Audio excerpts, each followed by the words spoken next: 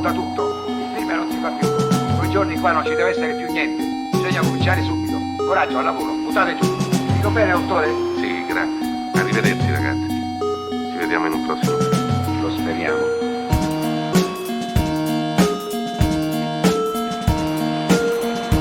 Ciao, marinai. Welcome to Cinema Italia, a podcast dedicated to the world of Italian cinema. Presented by me, John Bleasdale.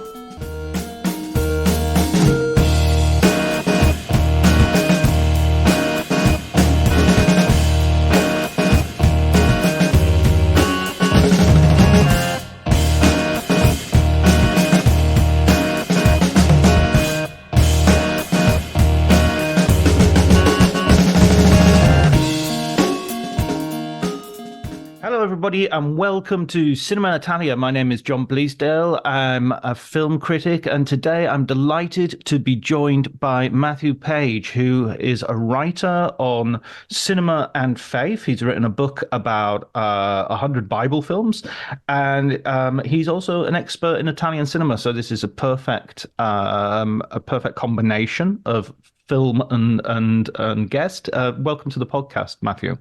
Thanks very much, John. It's good to be here again. I really enjoyed listening to this podcast, so it's really nice to kind of join in an episode as well. So thank you. Yeah, of course. Welcome back, because you were here for our brilliant episode, if I say so myself, on the Pasolini film, The Gospel According to St. Matthew. Yeah, that's right. Yeah, I really enjoyed that one. So. That was the gospel according to St. Matthew, according to Maathew Page. So. Yeah. How many Matthews? It was Matthew Rich, shall we say? Yeah, definitely. And I think that's always kind of partly why that gospel's always had a bit of an extra affiliation because of the name connection, I suppose. So natural that spilled over into film, perhaps. But it's funny how you connect to things by names, isn't it? I remember I was brought up Catholic, and I remember saying to the priest once, why don't we always call God Peter God? Because my dad was Peter as well, and I was an altar boy, and I'd misheard thanks be to God as thanks Peter God, and I was like, and he used that for a sermon, making me deeply proud as well of my little stupidity. It was an introduction to if even if people are laughing at you, they're still not ignoring you. So. Yeah, brilliant.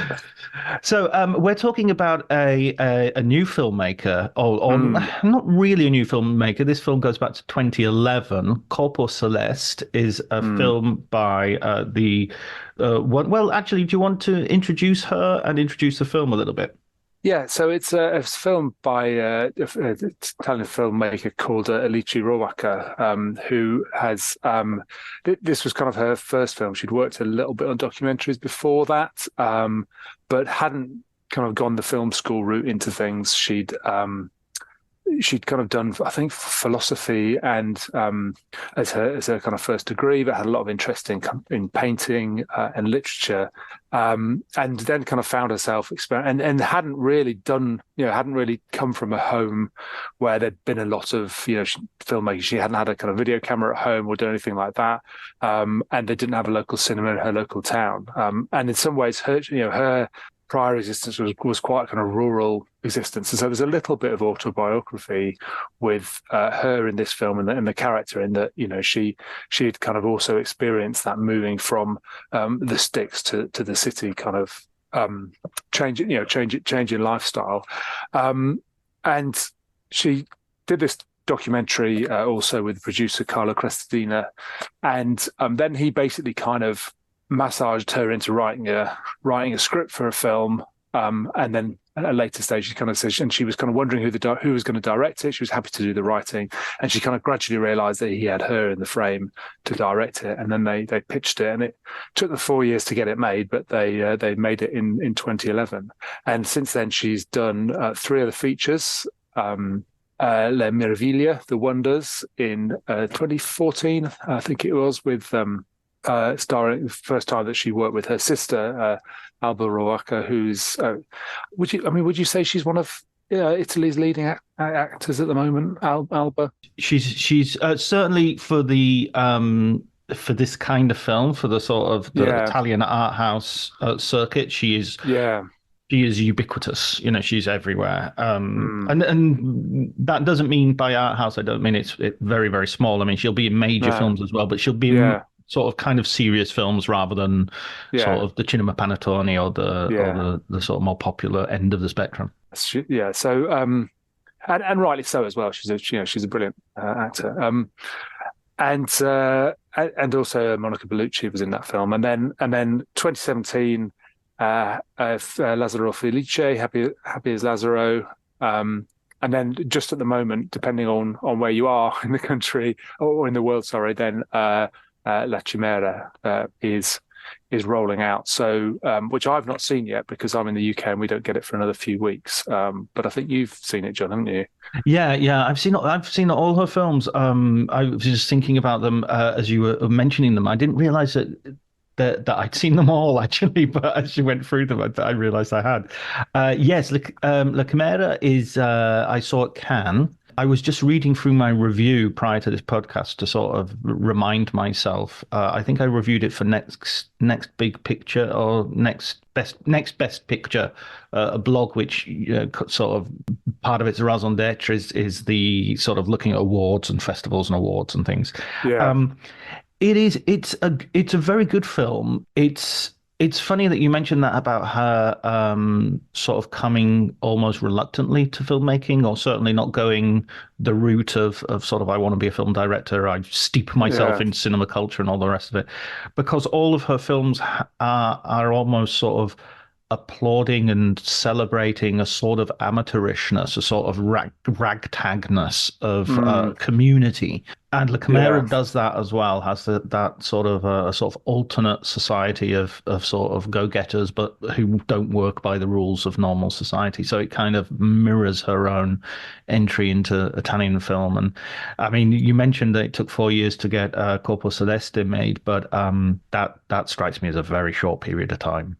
yeah. It Well, doesn't for a first feature as well, it's exactly, yeah, yeah, yeah. it's That I would say that's the low average. That's the quick average rather yeah, than particularly long. Yeah, so yeah, La Chimera. I think it's definitely it's. I don't know what it sounds like I'm damning it by faint praise, but it's definitely a sort of 3.5 to 4 stars if you want to go that yeah, star route. It's definitely well worth a watch, and I think if you've liked her other films. I think there's a lot to appreciate here, and of course it stars everyone's favorite tennis player, Joseph O'Connor, the challengers, and I mean he's having a moment at the moment, as the kids say, yeah, and well worth it. yeah. I've also not had a chance to see Challenges. I'm seeing that on Tuesday. So, I'm seeing that tonight. We're recording this on right, Monday, just so everybody knows. yeah, Everyone can follow our plans. yeah. Become stalkers. Yes, Yeah. the baby reindeer style. Yeah, so what was your what? I mean, I can see it's interesting that you chose this film because I Mm, think in the past we've talked on Writers on Film and we've talked, as I said earlier on the Pasolini film, and I've read your book and it's sort of directly about films dealing with religious sources, source yeah. material, and this is actually a little bit of a departure because it's about religious faith. Yes, I mean those films have always interested me as well. I mean, I think with my book, I kind of felt I had to focus it down on where, and I suppose where my natural allegiances lay in some way. But I think this was a film that when I first saw it, it just really grabbed me by the throat. I think, and I think partly because of that. So I don't go to church anymore, but it just kind of reminded me so much of my experience when I was younger. I think I maybe went to church for longer than you did, John. Kind of well into my 30s. Mm. But and I think I was from. I mean, I'd be kind of interested to hear about how it kind of reflected on your experience in the church, because for me, I kind of I was baptized a Catholic initially, and Mm. then my parents were kind of, one was Catholic, one was C of E, and they kind of settled on the C of E age around 5, and then moved towards a kind of more evangelical version of that. And this was kind of 80s, kind of 80s, 90s kind of time. So I think just so much of her experience just felt it really captured those experiences of mine growing up in a way that is, I think, very rarely done in cinema. I think there's quite often portrayals of the church. They tend to either swing kind of saccharine or evil, and they tend to focus very much on the kind of the priests that perhaps catch this, one extreme or the other. I'm also Tuesday going to go and see On the Waterfront on the big screen, which I'm excited about. And it obviously has a fantastic priest character in it. And then you also get ones that are more on the more despicable end of the scale. But I think what it felt like, but you don't often see much about the kind of normal people in the pews and the people that are very often the heart of those communities that are kind of keeping them running on the day to day as well.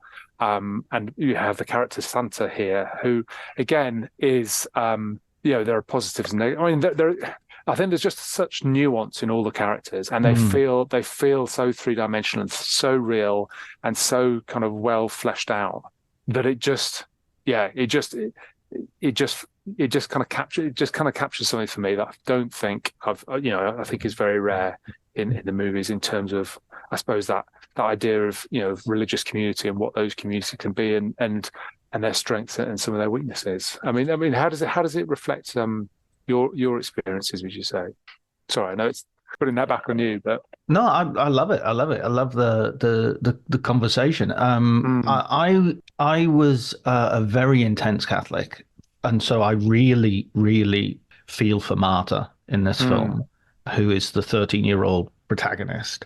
I was an altar boy, as I said earlier, and as such, I went to mass 3 times a day. 3 times a week. 3 times a day. Yeah. Still, 3 times a week is a lot, but it was like I think it was like Tuesday, Thursdays, and Sundays. And I also would serve for weddings and funerals if they came our way as well. So that was from that would have been from like 6 or 7 until 16. So solid 10 years of 3 times a week. And I was I went to a Catholic primary school and I went to a Catholic school. And so it was very intense. And at one point, I even thought I had a conversion. I think it might have been a little bit, to the extent that I went to the priest and actually talked about, what would it mean to become a priest and all this sort of stuff. And that was like the peak of my religiosity, if you like. And then at 16, lost my faith, kind of quite in a sort of inverse Damascene revelation, sort of, turned around and went, no, this is all of it collapsed. More recently, I kind of have more sympathy for religious questions. I don't see them as I don't see any religion giving me the answers. Yeah. But the actual religious questions I find interesting, and I've become much more open to asking them, the why are we here sort of questions. And I do go back to people like Paul Tillich, the theologian of that sort of ground of being version of God, which is, I find fascinating, even though, again, I would classify myself quite robustly as an atheist. I'm not, I'm an atheist who asks himself a lot of serious questions, a lot of religious questions, I should say. Yeah. I don't see atheism as the answer. I see it as a point from which to continue to ask the questions. Okay, so that's where I am. As far as the film goes, I thought it was brilliant, and I agree with you totally that it really, really captures the sort of mundane, day-to-day concerns of a parish church, and how much there is a gap between the idea of faith and the mystery and the magic and the all of those things, which the deep questions of existence and all of those things, and the reality of cold churches and ping pong and the rather feeble attempts to sort of put together communities and keep together communities and express that faith in some way. Yeah. There's a bit where they sort of play blindman's buff as a way of of illustrating what faith means. Yeah. And Clumsy metaphors. yeah, exactly. And that gap is huge, is massive. And actually, if I'm sorry, it's a bit of a ramble, but that kind of relates a little bit to me, that sort of use of a metaphor to express to the children, this is what believing in God means, or this is what is exactly why I lost my faith. Was we were the school that I was a part of sent everyone up to the Lake District for a spiritual retreat at 16 because they wanted everybody to go off and what's the word? It was the last chance before you went off into the godless world to really get you. And it was very hip, and there were young priests and all this sort of stuff. And there was a priest who sort of did this thing where he got you to go outside in the night and pick up a rock and then come into this lovely chapel with candlelight and everything. And you lay on the floor and you held the rock in your hand. And he said this rock is like God because it's been there before you were born. It was there. It'll be there after you die, and it exists and it continues to exist. And it was just such a beautiful, thoughtful, interesting spiritual idea. Yeah. And after the morning after, we were on a fell walk, and I said to this girl who, complete transparency, I kind of fancied. I said to her, "Wasn't that amazing last night? The thing about the rock and the spiritualism and da da da da da." And she went, "No, it was bullshit." And I just sort of went, "Oh, oh," and just even the idea that you could dismiss it like that, and the idea that really once it was dismissed, I couldn't come up with an argument. Oh no, but it's she was like, it's just a rock. God, yeah, rock exists. It doesn't mean anything about God. I just thought, oh, is that the best you've got? Is that it? And it was, there was no looking back from there. So it was hormones partly, I'm sure. But I kind of that's Marta's situation here. But I mean, to get back to the film a little bit, as much as it's interesting that we're confessing. Why don't we get a sort of précis of an introduction to the film so people know where we are? Yeah, that's a good idea, isn't it? So Maathew is a 13-year-old girl who has recently moved from Switzerland to Reggio in Calabria, which for those people that don't know, Italy is right at the very it's the big toe of the boot, so to speak. And so she's kind of not used to the life of the city, and really is a way of looking, I suppose, at the city and of the community of faith there through her eyes. And so the kind of and it seems that one of the key ways you experience the community of Reggio is through the church there. And so her mum enrolls her in catechism class to kind of go through and do her first communion. She's kind of that age, and so it's kind of so it kind of juxtaposes a few things. So you've got this kind of idea of this newcomer to the city, this kind of someone coming from the countryside and from a different country, to seeing this culture through their kind of naive eyes. You've got a kind of a coming of age element going on as well, in terms of her and her changing body, her changing outlook, her changing kind of discovering more about herself. And you've got this I suppose relatively intense process of going through communion. But it's about so much more about that. It's about her kind of general life and the dynamics in her family, and I think it is a kind of commentary on not just on the kind of the church and the state of the church, but I think actually what Alice Rohrwacher is doing is kind of using that as a way of looking at the kind of the bigger society and some of the other issues that she sees around. And she kind of talks about, I mean, in terms of how it's shot, I think one of the things that's very apparent, particularly in this film, but in her other films as well, is the kind of the unseen places in cinema. And she kind of talks about how I suppose the more popular images of Reggio, which is there's a kind of, she said, I've never been, but I understand from what she said, there's a kind of 800-meter stretch of beach that's beautiful, and there's some beautiful buildings, and they're the bits that tend to get seen. But the but the kind of the rest of it on the back streets and the kind of some of the other areas which are much more run down, tend not to be seen, and the people that kind of inhabit those places and their lives, and this is really a kind of an up close look at all of that, really, and it, as I say, in a way that really crystallizes really crystallizes that experience into real people and real, what feels like real people in real situations. If you watch Ripley or White Lotus and think that's the only, side of Italy, that's the very much, it's sort of beautiful old buildings and crumbling grandeur and as you say, white beaches and blue seas and everything. Yeah, and pristine kind of crisp cinematography and all those things, which I think it's almost like a point of pride in some Italian filmmakers to sort of go to the ugliest places they can, or not necessarily ugly. There's certainly beautiful shots in here, but there's a context which is, I'm thinking of Matteo Garrone, who tends to film a lot in Ostia and places like that, and very rundown areas. And the name of Jonas Carpignano, who did films.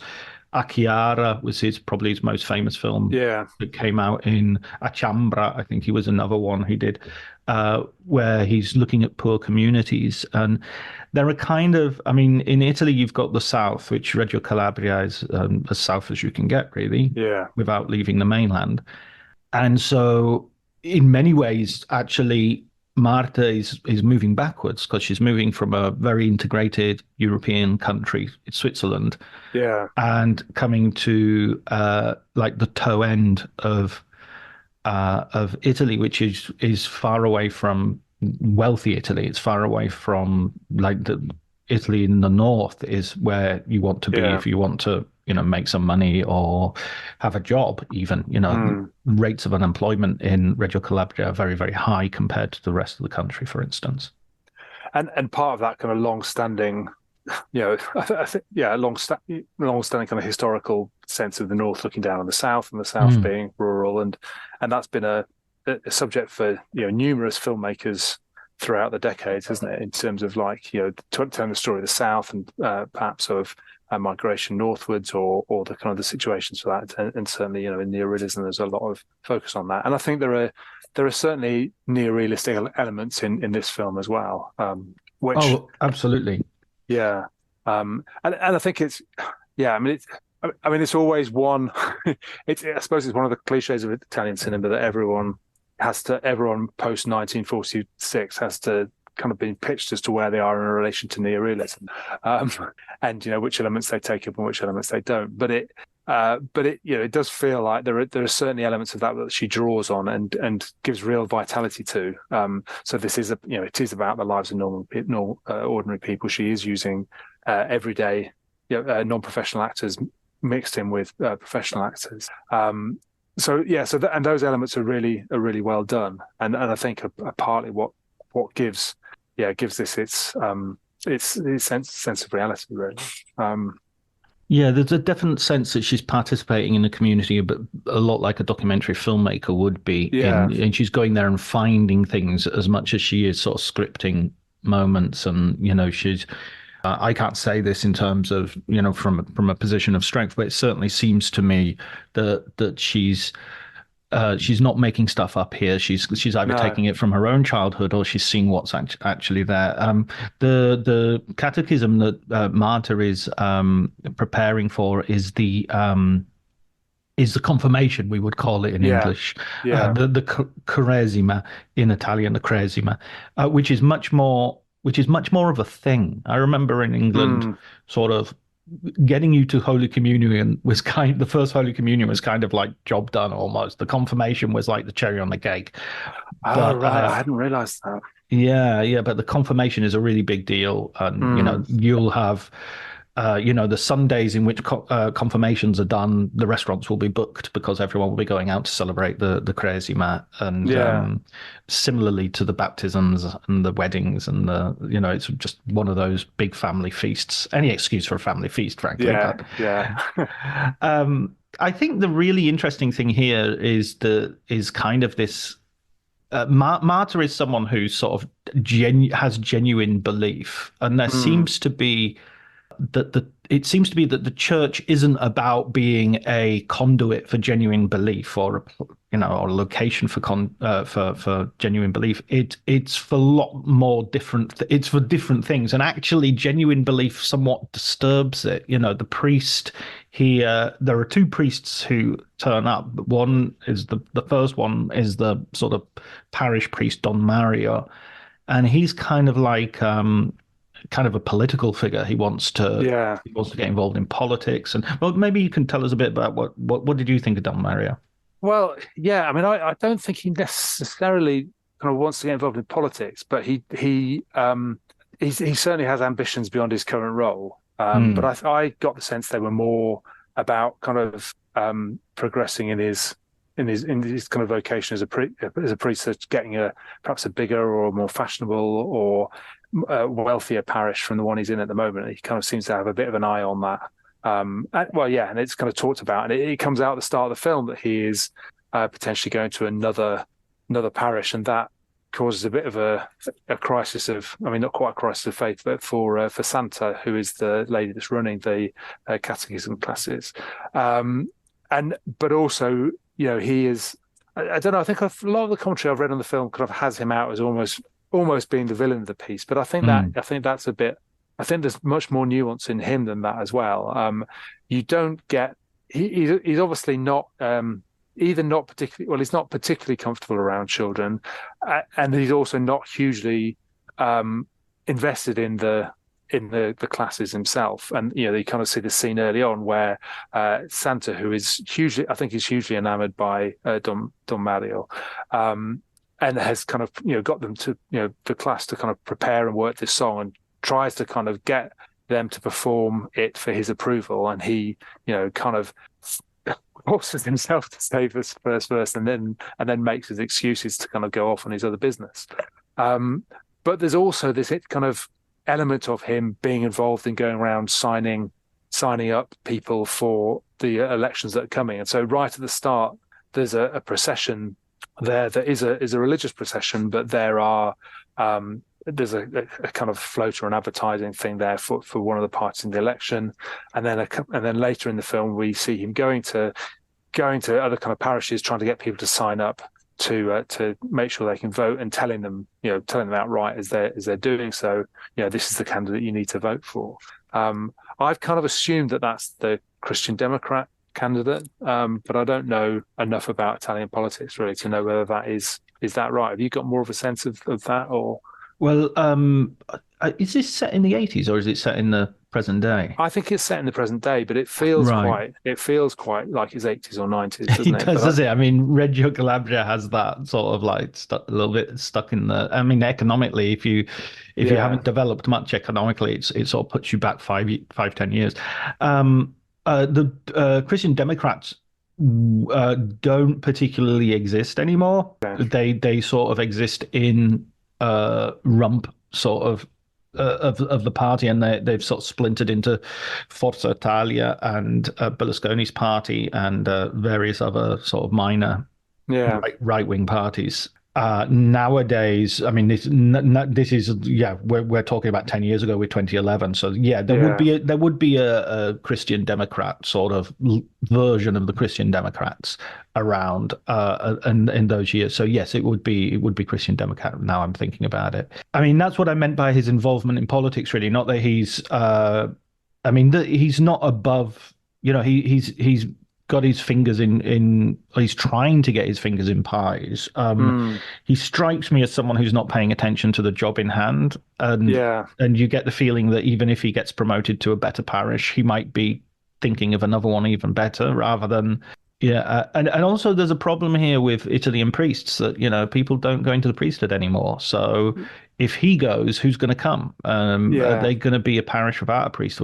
I live in a village where we share the priest with 4 or 5 other villages, and and the churches are empty. He was my mother-in-law goes to church, and the local priest kind of gave up in the middle of mass at one point and said, "Look, if I haven't got anybody to do the readings, I'm not going on." And the congregation, sort of 4 or 5 of them, looked at each other and nobody wanted to get up, so he went, okay, that's the end of the mass, and went, and it's just like, Wow. yeah. So priests, you can imagine, you used to be a huge figure of prestige and power in the Mm. community, and now you're turning up, and maybe there's not the people only ever turn up for funerals and weddings, and Yeah. baptisms, the usual sort of cliche. And I think as well, I mean, it's not surprising that you end up with characters like Don Mario in that context, because it must just, I mean, this is true of I suppose, religious leaders in various different denominations, and I imagine other faiths as well, that as those kind of congregations are dwindling, it must be a harder and harder role to kind of do and have the same sense of kind of pride and importance, and particularly in Italy, where it was such an elevated role not that long ago, and a kind of prestige role, that you can kind of see why people might want to kind of be. Well, I mean, I suppose, again, just like any, like most people do in most jobs, they want to get on to a slightly better version of the one they're in, a lot of the time, and to kind of have their own sense of getting somewhere and making a contribution. And I think what's surprising in some ways is that that's not what we normally think of in terms of priests, and that they are, that vocation is seen as one that is so invested in the present, and it's kind of serving that, even though it's got that, I suppose on the one hand, it's got that eternal framework that we don't really think of ambitious priests as a general thing. You get the occasional one crops up. Yeah, it's But sort of it's more Diary of a Country Priest, isn't it? it's very much like that.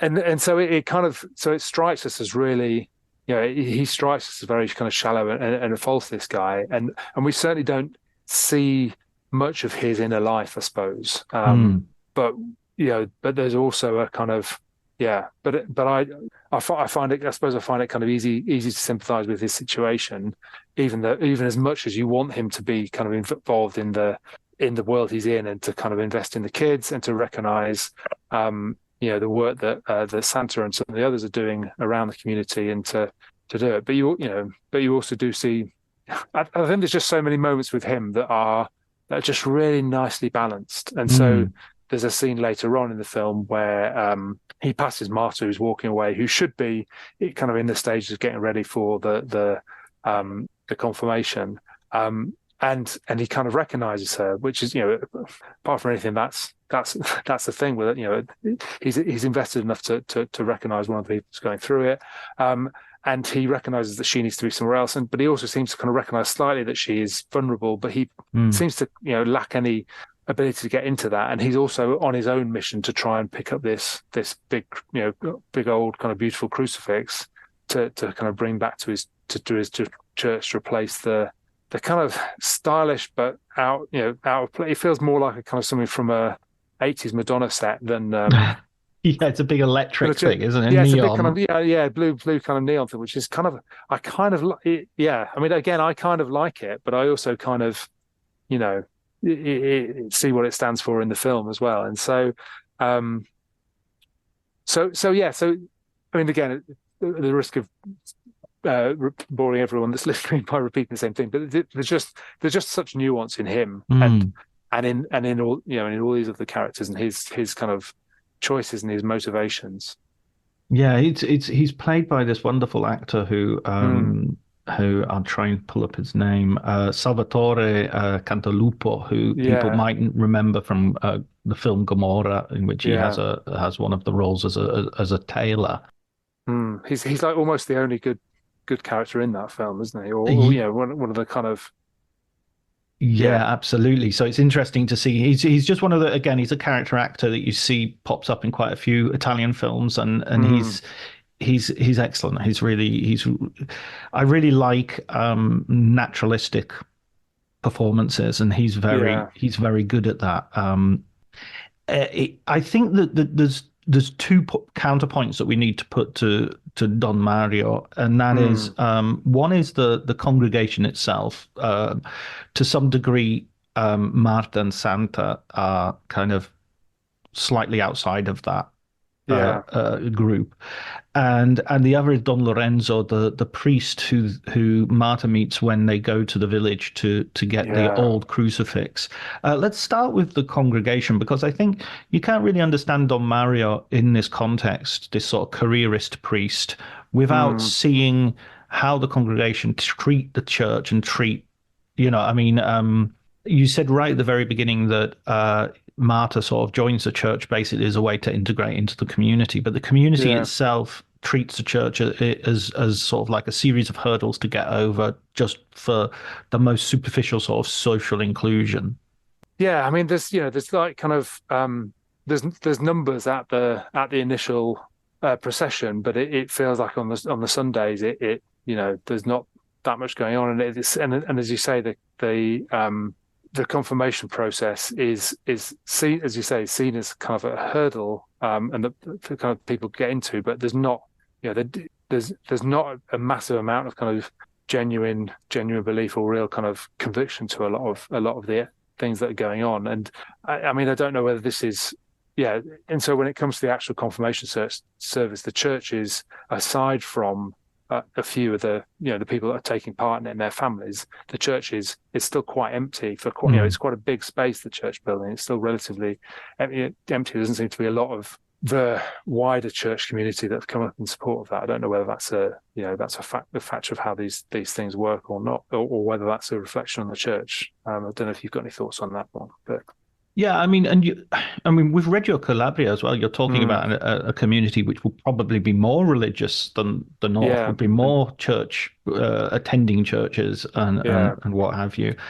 And I think it is kind of an age thing. I mean, most people I know, I've been working in schools for decades here, and the school kids who go through the catechism kind of do so with one eye on the presents that they get from uncles and aunties as much as they do for any sense of sort of spiritual knowledge. Or, I mean, it's different to, I read a lot of Irish literature and, Joyce and Flann O'Brien and people like that.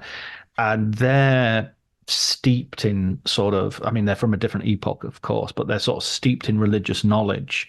Yeah. Even if they're rejecting it, they have a intense relationship to the Bible and to the catechism and to all these things, and that just doesn't seem to exist here. There's a lot. It's people know about Catholicism and the belief as much as they know about the chemical composition of the air. They're perfectly happy to breathe it in, but it's not. It doesn't get much.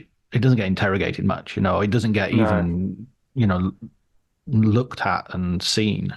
Yeah. And a lot of the questions in the, that they do in the kind of classes, they have these kind of pop quizzes, multiple choice type things, and they're set at the very lowest common denominator, I suppose. I'm trying to think what that one is. That what does what does the church consist of? And it's, or what is the church? Is it the Pope? Is it, I can't remember all the options, but I think the last option is plants or something like that, isn't it? It really is that kind of... call a friend. It kind of has that that element of, some of the, and I can't remember, and some of the other questions as well, they have a very, such a kind of basic level of kind of questioning for people that are, supposedly taking a big step in their own religious faith. But there is a lot of obvious prejudice against the South from the North, and vice versa. But obviously, when the North is doing it, they're punching down. But there are so for instance, people who can't get their driving licenses in the North go to the South and buy them. You just pay someone at a school and you do the test and you get the license, for cash. You don't have to pass the test, so to speak. So there is that sort of idea of passing a test is not necessarily indicative of anything. You go go for an interview for a job and somebody's already got it. They'll go through the process, but there's no real interview taking place. And so I mean, even there's a bit where Marta is talking to her sort of friends, the same, not really friends because they've only just met really, but and they're saying like prayers, and the prayers are just little sort of nursery rhymes almost, or pop Yeah, lyrics that they're saying, and Marta sort of, she has an intense sort of relationship with Jesus. She feels and God. She has which is part of what you said at the very beginning, her coming of age. yeah, But even that is kind of open to question. I mean, it's seen as something pure in terms of what she's feeling, I think. But whether it is, again, sort of hormones and loneliness or a real spiritual connection. Don Lorenzo, who's the old priest, yeah, in the village and this village is very much symbolic, I think, of Italy itself, a sort of deserted, rundown, incredibly photogenic. You sort of think, why are people not living here? This is yeah, beautiful compared to sort of the bigger town place, and it has the better crucifix. It's a place you go back yeah. to for the sort of classical, old-fashioned thing. But he Mm. sort of challenges her and says, your belief in Jesus depends on this sort of image that you've got of him, which isn't actually necessarily true. Yeah, it's a really kind of fantastic scene between those two, and I think, I mean, I find with Marta, there's for a lot of the film, she is kind of approaching everything wide-eyed, Mm, and I guess the kind of the choice of actor here really helps with that sense. I'm not going to try and say the name. I'm not sure I'm going to get it right, but Yara Vianello, who also appears in the Chimera, doesn't she? mm, Um, but yeah, she just kind of her face and her ability to look like she's taking everything in, and it feels like for most of the film she is taking things in and weighing it. I don't think we get a huge amount of insight early in the film as to how she actually feels about what she's going through. She's been told to come to this experience. She's finding it a bit weird and disorientating, and then we get this final scene set in the remote place on the coast, and we see her, asking kind of real questions to the priest, and him. He's a very different character from Don Mario.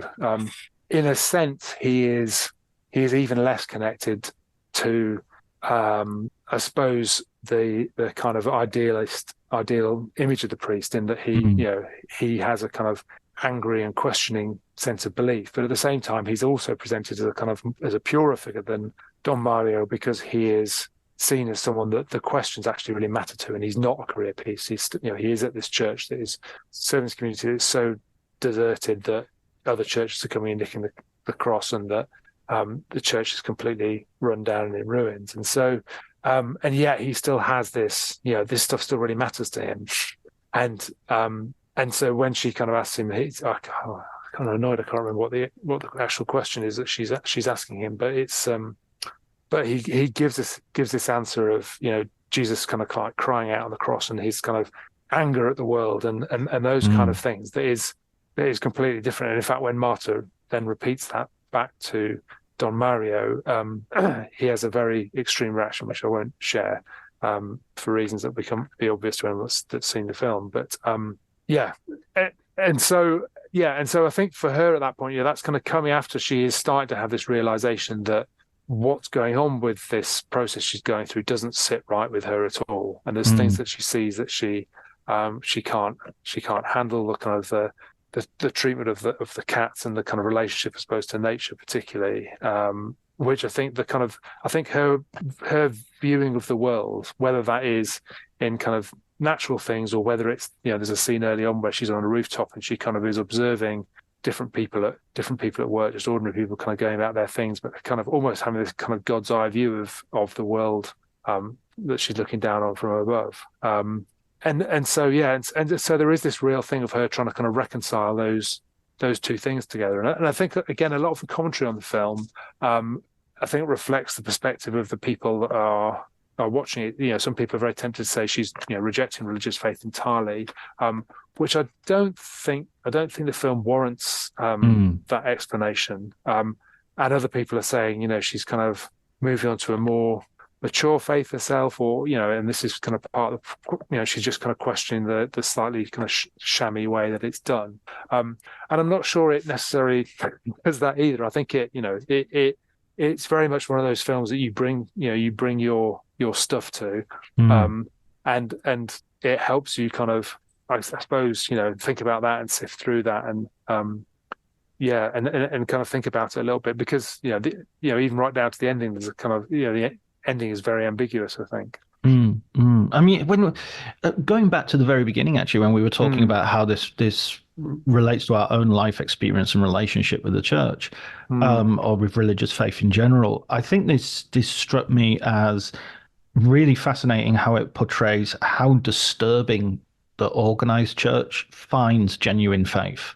Yeah. And how it upsets it's kind of like the church will have this thing of saying, oh, you only want us for weddings and funerals, and you only, you don't really think about it, and you don't really. But if you then go and say, well, actually, I really am thinking about it, and I'm really deeply involved in it, it'll be like, whoa, back off there. I mean, I remember the two moments at which the priests were kind of at a loss for words when I was, and I knew several priests because they were involved in the school and in religious education, as well as a churches I would attend, and I'd go and say to them, oh, I might have a vocation, and that would be very frightening for them. It was all like, oh, I don't know if I want to have the responsibility of this, And then when I was losing my faith, likewise, I would, on the insistence of my mum, I would go and say, okay, I've lost my faith totally, let's talk about it. And they would be like,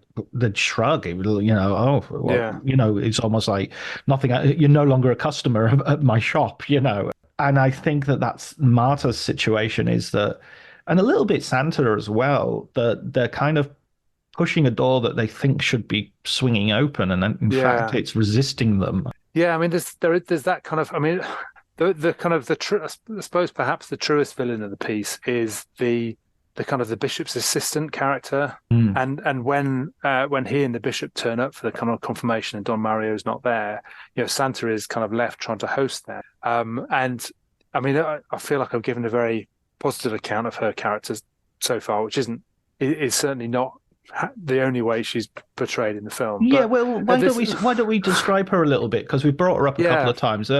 Give us a little bit more about Santa. Yeah, so she's kind of I suppose she's kind of got this motherly figure to the kids going through the process, going through the classes. And in contrast to Don Mario, this stuff really seems to mean a lot to her. It's not just about giving these kids the minimum to get through. She genuinely seems to think this is the best way of communicating these things to the children, and and perhaps she's even right about some of that thing. It's difficult to know, but also she is also kind of a bit brusque with some of those things, and isn't necessarily as accepting of Marta as she could be. And there's one particular scene where she trips over, and all the kind of class laugh at it, because it's the teacher falling on the floor, and it's slightly kind of slapstick, and Marta laughs about it a little bit longer than the others. The others kind of realise, okay, this hasn't gone down right, and it's time to stop laughing, and she just kind of laughs a little bit longer, and then Santa is clearly then very angry and ends up kind of, and the following thing that they're doing in the class happens to be a kind of mention of a kind of a slap across the face, and she chooses Marta to demonstrate this, and puts more into the slap than was necessary for demonstration purposes, shall we say. Yeah, she gets her own back, and a very unchristian sort of she's not turning the other cheek in terms of... and it's quite a kind of shocking, moment. And partly because she doesn't immediately go into the kind of thing of regret, or immediately go into the thing of, pushing it further. There's just this kind of uncomfortable moment when she knows she's crossed the line, but she's also completely unable or unwilling to address that and redress that, and try and make things. I suppose it's a kind of classic institutional arrangement in that sense.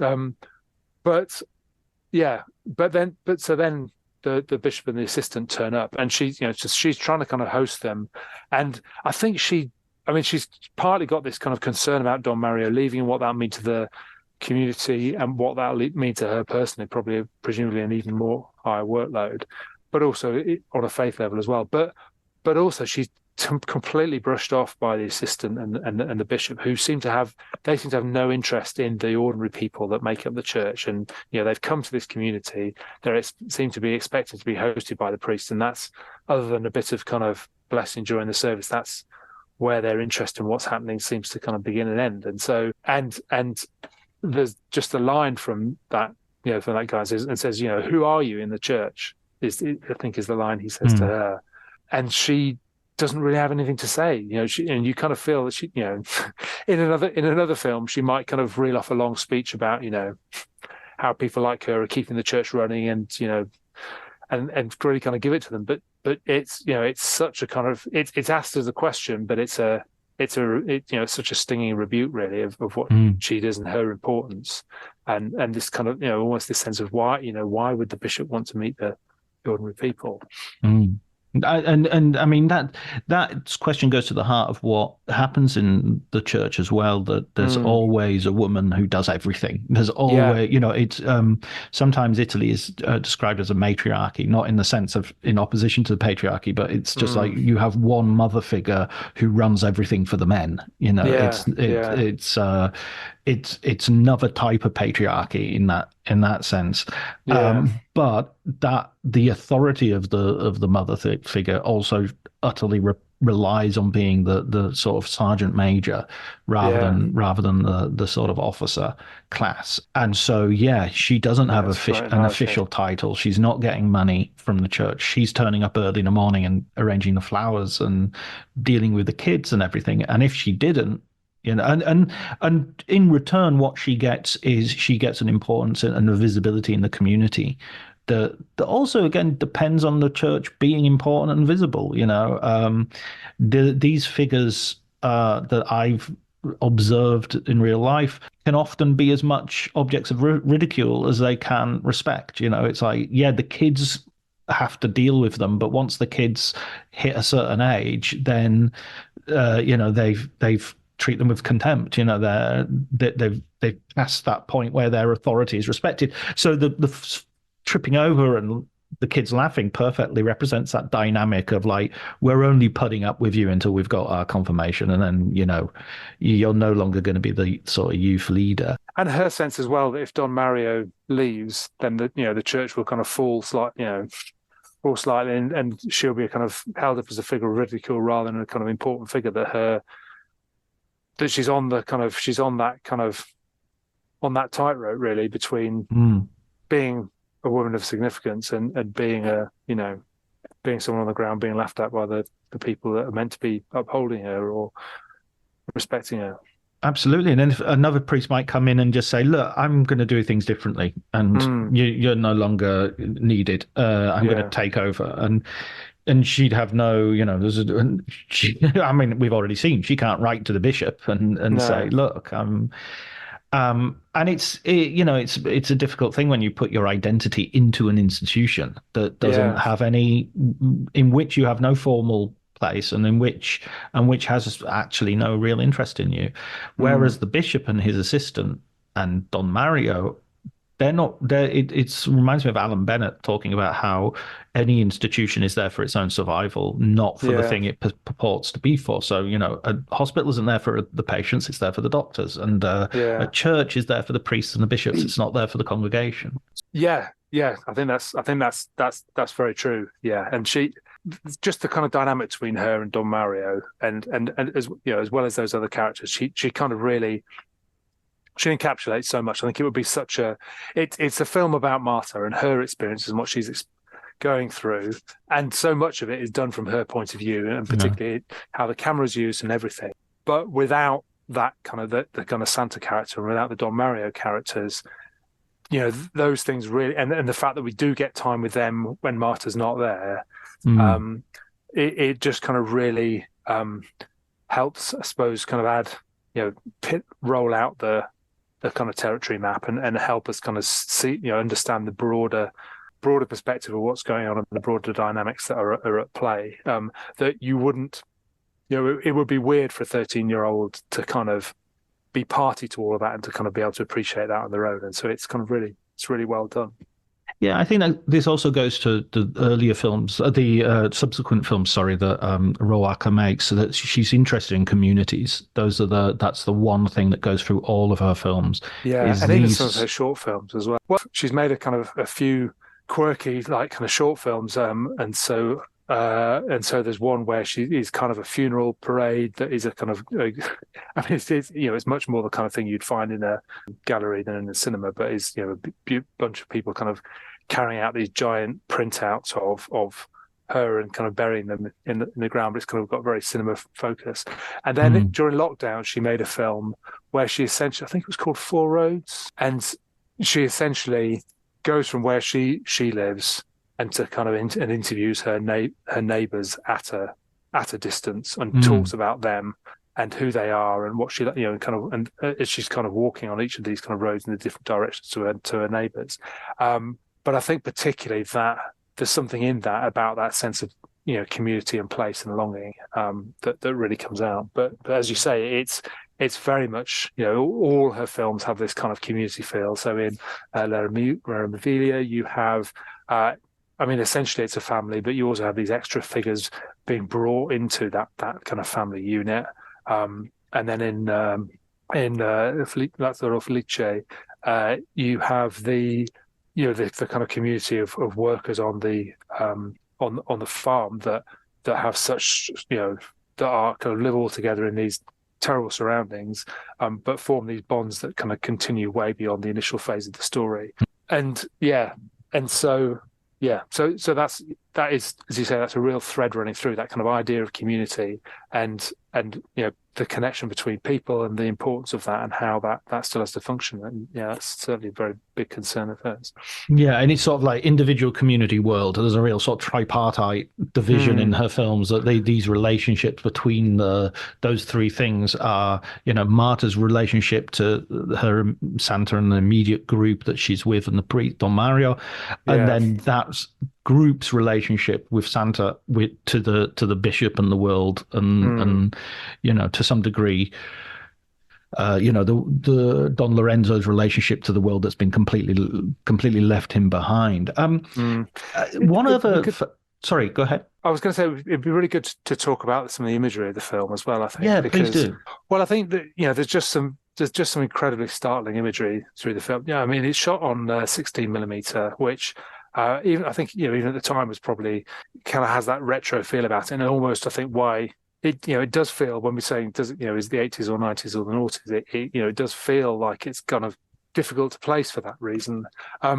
But there are just some moments, some moments of incredible imagery. So there's one where Marta's bursts out of the class and kind of marches down the street, and all around her, I mean, there is this kind of she's walking with the kind of wind behind her, and then it's kind of blowing the rubbish around her, all up in there, and in a kind of, I mean, not quite tempest, but it's an amazing, it's just an amazing scene, and you kind of think about back to the early noughties about how excited everyone was getting about the carrier bag in American Beauty, yeah, and it just kind of blows that out of the water, but also the imagery with the kind of this crucifix that we've kind of talked about, and just the way there's just one scene where Marta's just very kind of tenderly kind of cleaning the dust off it that is really striking. I mean, again, there's a scene shortly afterwards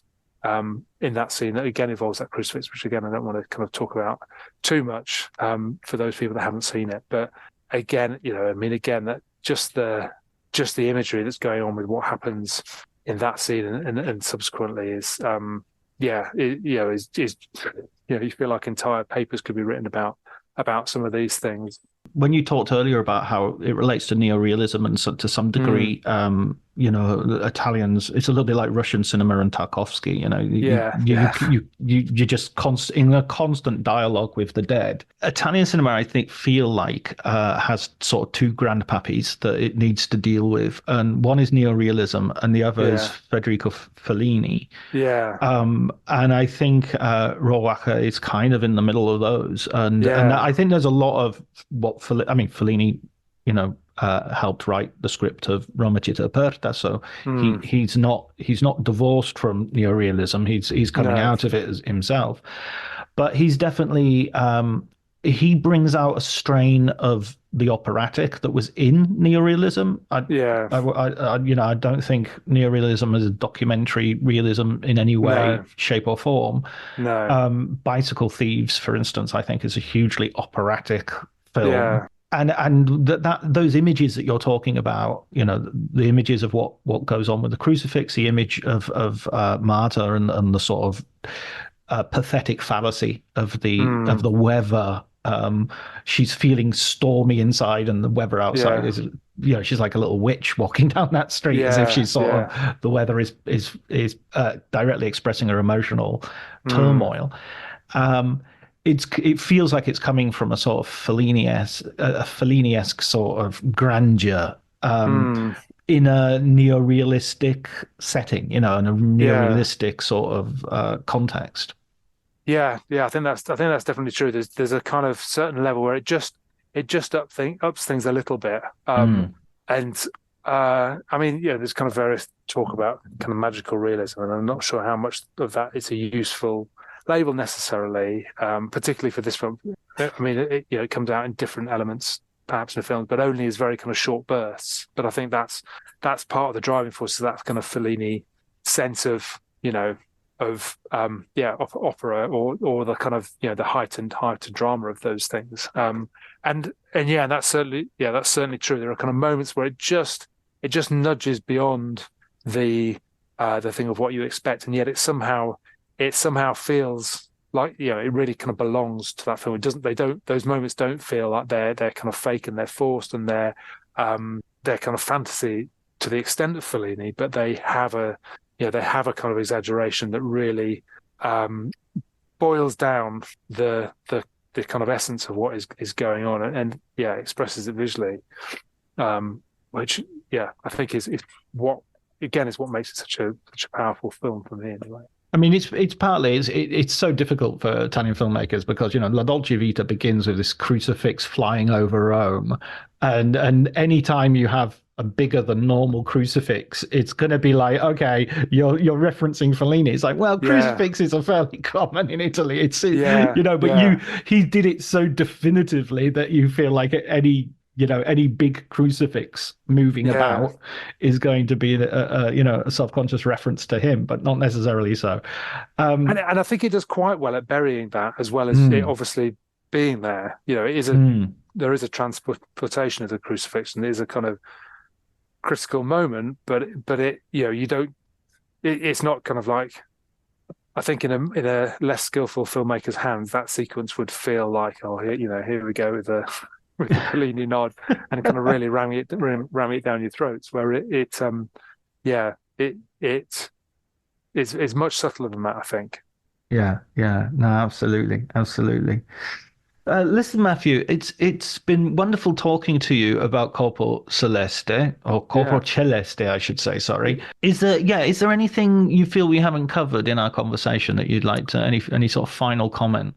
I think there's just one scene that I feel is a bit of a misstep, which is the scene in Marta in the bathroom, and it's kind of one of those films you occasionally get shots in films. I mean, there was always a lot of talk growing up about whether scenes are artistically justified or not, and I think it's one of those scenes that is artistically justified in one sense, but also I feel uncomfortable, I suppose, within a post Me Too world, but it doesn't really, whereas it doesn't feel like the kind of consent of the working with a young actor, the consent of that actor is necessary. It feels just a little bit exploitative there, and I do wonder if were she making this film today, whether she would still include that scene. But for those reasons, which is funny because as I say, from a kind of artistic angle, it feels like it feels like it works, and it gives us an additional insight into her and what she's going through. But I guess where film as a medium is different to, say, painting or some other mediums, that there are real people behind the characters we see on the screen, and it feels like that's I think that's I feel uncomfortable with that with that scene. Yeah, I also think sort of art house cinema, especially internationally, and Me Too has not had an impact on Italy to any extent whatsoever. I mean, they're very, very, very, very. I mean, it wasn't necessarily helped that the biggest champion or the most vocal advocate was Asia Argento, who herself then became accused of similar sexual harassment cases against an underage actor in one of her films that she was directing. I think in Europe there tends to be this idea that, especially in a certain sort of level of sort of realist cinema, shall we say, treating animals badly and child nudity is seem to be almost like de rigueur signs of authenticity, of like, we're not afraid to go there. And there's a sort of edgelordness about it, and I'm sure it's not thought of in that way, but I'm always a little bit like, oh, come on, Bellatar, you don't have to hurt the cat that much, and it just feels like there's almost an art house machismo. I'm not scared of Michael Haneke and etc. I'm not scared of thrusting this stuff in your face, and as you sit and eat your hamburger and criticize me for this, and it's just like, well, it's animal cruelty, man. It's not. It's not. And as you say, people grow up and that film is going to be forever, and they're going to be, it sounds like she's fine with it because she's now acting in another. She appeared in another film, and so that's great. But as you say, issues of consent, and you wonder if, just a certain constraint for certain filmmakers, certain mindfulness, will just probably lead to more artful solutions, rather than not doing it at all, or not. But how could I get the point across in another way which doesn't expose my actor to this? Using doubles, using different angles, or just not being so explicit. Brilliant. Well, listen, Maathew, that I hear rumors that you're working on something directly involving Italian cinema, right? Yeah, I mean, it's a longer term thing, but I'm kind of trying to put together a kind of introduction to Italian cinema that I think that is perhaps aimed less at kind of university undergrads and more about ordinary, I suppose, more ordinary people with a kind of passion for cinema, really. So, so trying to write something kind of short, short and quite accessible. But it's it's going to be a long-term project, I think, because I have a lot else on my plate. So, but that sounds wonderful. It sounds like it's needed, and it sounds it's exactly the sort of thing that I'm trying to do with this podcast in a way. I think they're happy bedfellows. I think I mean, I think that's what's great about this podcast is that it does take these films and make them accessible and give a good chat about them and really engage them today. So yeah.